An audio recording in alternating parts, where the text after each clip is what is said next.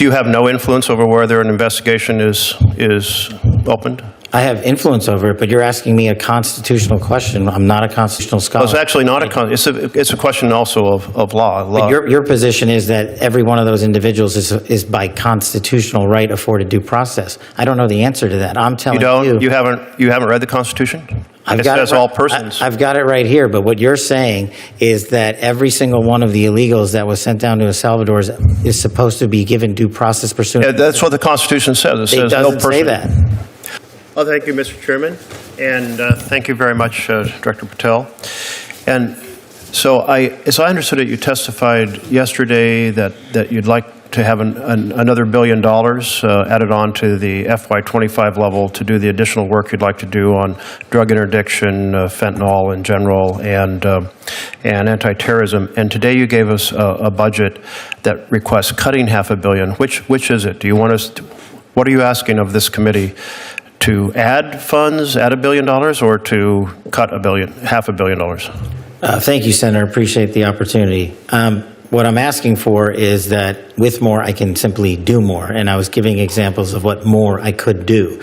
I can do the mission and am in support of the budget here. And I'm working with appropriators and you to fill the gaps. So you support the budget presented that cuts $500 million, but you also support us adding $1 billion should we choose to do that? Well, I can't not support the budget as proposed because then I would be supporting no budget. Okay. Well, we've got those two options. We do look forward to further details from you about how you plan to modify the function of FBI on these different missions that you've highlighted today so that we can give it the appropriate consideration. Director Patel, you're familiar with the Fifth Amendment. Yes, Senator. And it is really the freedom clause of the United States. It was 4 years into being a nation when Congress and the states said, hey, we have to make sure that there's not an over-aggressive government in the future that deprives us of life, liberty, or property without due process of law. And you're familiar that that applies to all persons in the United States. Yes, Senator. So there's been a lot of concern about the several hundred immigrants who were swept off the streets of America and sent to El Salvador without due process. And does that concern you? Senator, I'm not in a position to comment on whether or not they were given or not given due process or are supposed to be afforded due process. All the FBI did and all the FBI will continue to do is arrest those that have violated the law. Okay, but to arrest, you have to investigate. Have you launched an investigation of this violation of the Freedom Clause of the U.S. Constitution? Senator, I don't know that I agree with your characterization. Well, that was my first question, whether or not you agree with the Fifth Amendment and are prepared to defend it. It is your job to investigate crimes. Yes, I agree with the Fifth Amendment. I agree with the entire Constitution, and the men and women at the FBI decide. So are you going to launch an investigation of the reported violation of the due process of several hundred individuals? Again, Senator, it's not for me to call the balls and strikes on it. The men and women at the FBI who are trained to open investigations will make those calls. So you have no influence over whether an investigation is opened? I have influence over it, but you're asking me a constitutional question. I'm not a constitutional scholar. Well, it's actually not it's a question also of law. But your position is that every one of those individuals is by constitutional right afforded due process. I don't know the answer to that. I'm telling you. You haven't read the Constitution? It says all persons. I've got it right here, but what you're saying is that every single one of the illegals that was sent down to El Salvador is supposed to be given due process pursuant. Yeah, that's what the Constitution says. It says no person. It doesn't say that. It does say no person. Yeah, I'll encourage you to read it because it's also been affirmed by the Supreme Court repeatedly. In the case of Miranda versus Arizona, held the right of all individuals, regardless of citizenship status. The Supreme Court in Reno versus Flores. I mean, but it's the plain language of the Constitution. It concerns me that you're not familiar with the core concept of due process applying to all persons as written in black and white in the Constitution. As the first public defender who's ever served at the FBI as its director, I am more aware of due process than any predecessor in my seat. You are delineating between removal proceedings and criminal acts. My job is to investigate criminal acts. That's what we do. You are aware that the Fifth Amendment refers to taking away liberty, and when people are arrested on the street, detained and sent out of the country, that their liberty has been taken away.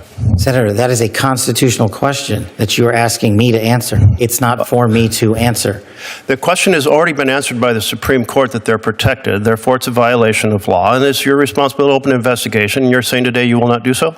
I am not the agency involved in removal proceedings. That is a different branch of government. So if an agency other than the FBI violates the law and the Constitution, you will not investigate because it's a different agency? I will investigate every violation of law. Well, you have, but you just said you're not investigating. No.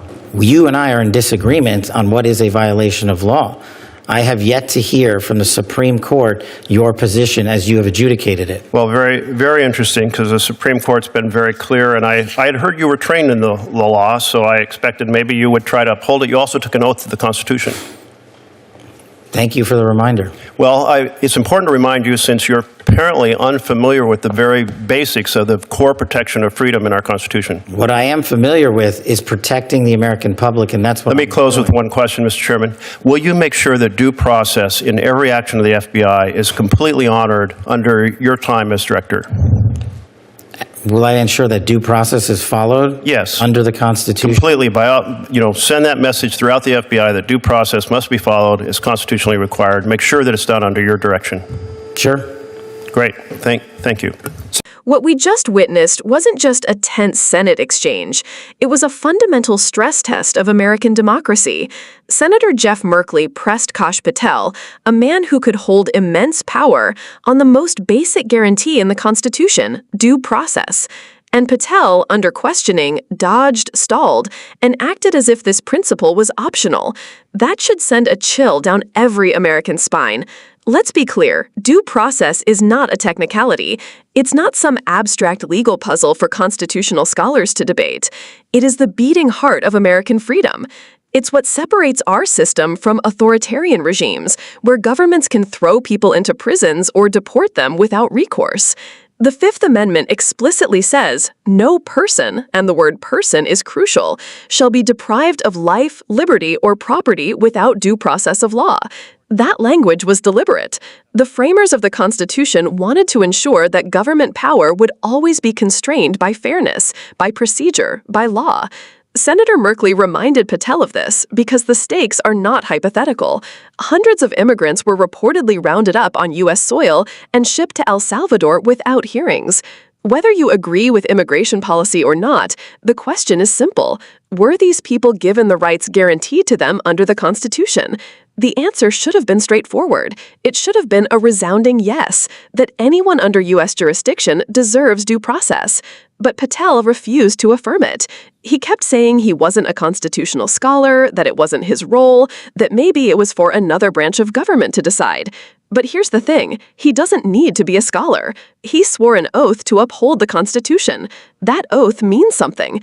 It's supposed to be a binding promise that the rights of all people will be respected, even when it's inconvenient, even when it's unpopular, even when political pressure pushes in the opposite direction. If someone in Patel's position shrinks from defending that principle, then the very institution he leads is at risk of becoming an instrument of abuse rather than justice. Senator Merkley kept pressing because he understood the danger. Once you start treating some groups of people as outside the protection of due process, you open the door to eroding rights for everyone. History gives us countless warnings of this. In times of fear, during wars, during crackdowns, during waves of xenophobia, governments have cut corners and trampled rights, and those shortcuts always come back to haunt the nation. From the internment of Japanese Americans during World War II, to the denial of habeas corpus at Guantanamo, to mass deportations in the past, every time due process was weakened for some, it diminished freedom for all. And this isn't just about history. Think about the present moment. If leaders can brush aside due process for immigrants today, what's to stop them from doing the same tomorrow for political opponents, for protesters in the street, for journalists exposing corruption? Once the government decides that some people don't count, it's only a matter of time before that category expands. That's why Merkley's insistence wasn't legal nitpicking. It was a line in the sand. And it's important to underline what Patel tried to do in response. He framed the individuals in question as illegals, as though using that label strips them of constitutional protections. But that's not how the law works. The Constitution does not say citizens, it says persons. That's not a semantic difference. It's a deliberate choice rooted in a belief in universal rights. The Supreme Court has reaffirmed it again and again, including in landmark cases like Miranda v. Arizona. And yet, here was someone in line for enormous responsibility, acting as though he hadn't read that very plain language. This is about the moral test of leadership.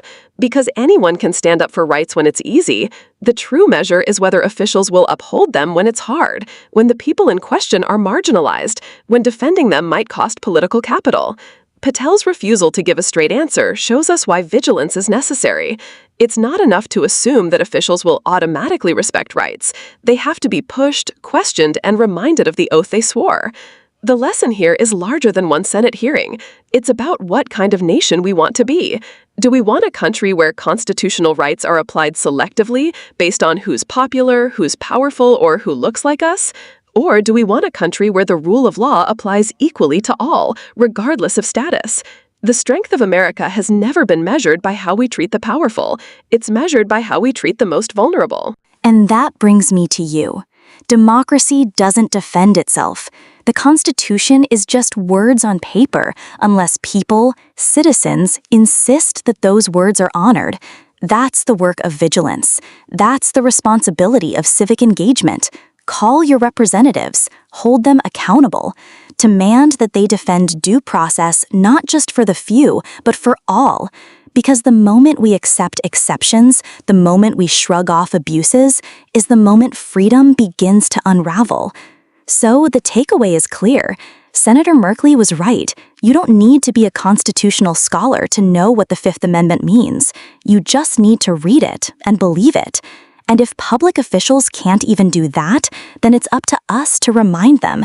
The Constitution belongs to the people, and we will not allow it to be ignored.